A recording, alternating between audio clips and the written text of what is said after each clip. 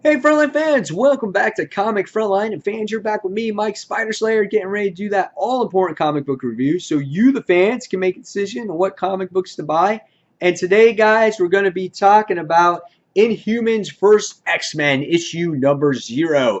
This is the book that leads off to the all-dreaded war between the Inhumans versus the X-Men. Well, kind of kicked off in the last series, Death of X. And if you haven't read that, I suggest you check out issues 1 through 4 on that. But just to give you a quick lowdown, the reason why this war is really going to start is because basically Scott Summers got infected by the Terrigen Cloud. He wound up dying, and basically Emma Frost fakes this whole thing that Scott Summers was behind the war, and there was this pretend thing that happened that she created with her telekinesis that Black Bolt evaporated him into the freaking universe. But really, this war is being caused by Emma Frost because she feels that they killed Cyclops. So she just makes it look a lot worse because of the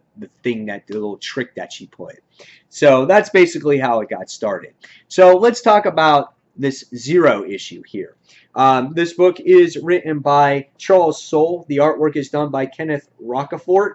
The artwork is pretty good. I like the art in this book. It has kind of this little bit of a like shady, sketchy feel to it, but I feel it still works for the book. You still get to see the character reactions in here. ISO looks real pretty in the book, and it's a really well laid out book. I like the way it was laid out. The panels have their own designs in it as well, with these little corners in them, and they're highlighted and whatnot. I like the way it's laid out in the timeline.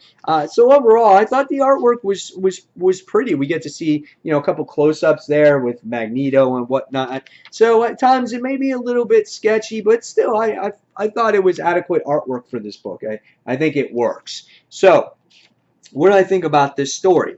Well, first off, you pay $4.99 for the book, but I felt the story was worth it. It's a heavy dialogue book. There's a lot going on in it, and I felt like you got the pages for it as well. So I thought it was worth the money. And in this book, it starts off at 8 months ago, right when the whole thing happened with Scott when he died. And currently, right now, we find out that the Inhumans and, the mutants are at a truce. And Beast is actually trying to find some kind of cure so that this does not affect the mutants. He's working with the Inhuman ISO to do this. And in the meantime, when we see this all going on, we see month by month goes by, and we get to see Emma Frost preparing for a war. She literally wants this war to happen between the Inhumans because she feels she's so sure that Beast is not going to come up with some kind of cure. And she is ready for it. She keeps on planning, and it was really interesting to see Emma discuss everything with the sisters, with Magneto, and her toughening up, in case she goes against Black Bolt. So she's planning for this, all contingencies, in case something goes wrong in the war, because she's expecting it. And it's great to see her wheels really turn and to prepare. So as this issue goes along, again, you see all of that in the book. And by the time we wind up getting towards the end of it, and month by month goes, we get to see that Hank winds up doing studies at the Savage Land to see if there's any Terrigen mist affecting the Savage Land. And when things start to go south, Beast makes his reports to Medusa, and he's like, yes, I don't have a cure yet. We have to have a cure for each and every mutant because this Terrigen affects them in every way. And he still feels it's possible, but it's a long shot. So Medusa feels in the back of her mind that it's not possible. She feels that Hank is a great guy, but she feels that the mutants are going to run out of patience, and what's going to happen is this war is going to happen. They're not going to start it, but she says she's prepared to win it. And you get to see Hank kind of spying on Medusa to see what report she would give, and we can see that he's quite surprised by the effects. Again, the book I thought was really well written. I thought Charles Soule did a fantastic job with it. And by the time we get to the end of this book, we get to see that Hank is really thinking of things about how all the mutants have been endangered over the years and how he's put trust in other people and it's all backfired on him. So he kind of keeps thoughts to himself at the end. Then we wind up seeing Emma Frost trying to get the reports on what's going on with Beast, and it hasn't been good. And she sits there and she goes, well, Emma is here to save the day.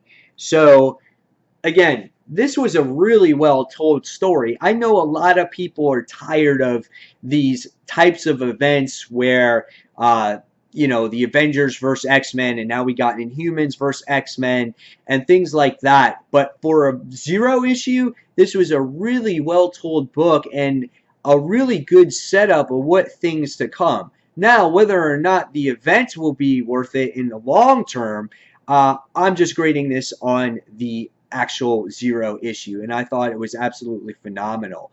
So I'm going to give this book a 4 3/4 out of 5 stars for me. I thought that the great part of this book was Emma Frost and her thinking of everything, planning ahead, 8 months of planning. I thought that was awesome and great writing by Charles Soule. So I was really impressed with this. And again, this is all leading back to the return of, you know, the X-Men. We're getting X-Men Gold and get X-Men Blue. So this is something that you might want to keep track of and at least follow what's going on in the whole X-Men world right now. So guys, now it's your turn to comment. Keep the discussion going in the comments below. Tell me what you thought in Inhumans versus X-Men. And fans, as always, thank you for watching Comic Frontline. Don't forget to check out comicfrontline.com as we have all kinds of great polls and news articles and all kinds of comic stuff there. Also, don't forget to tune into our live show that happens each and every Tuesday night, 9:30, 10 o'clock p.m. Eastern Standard Time. And fans, as always, thank you for watching Comic Frontline. And until next comic book review, it's Mike Spider signing off. Take care, guys. See ya.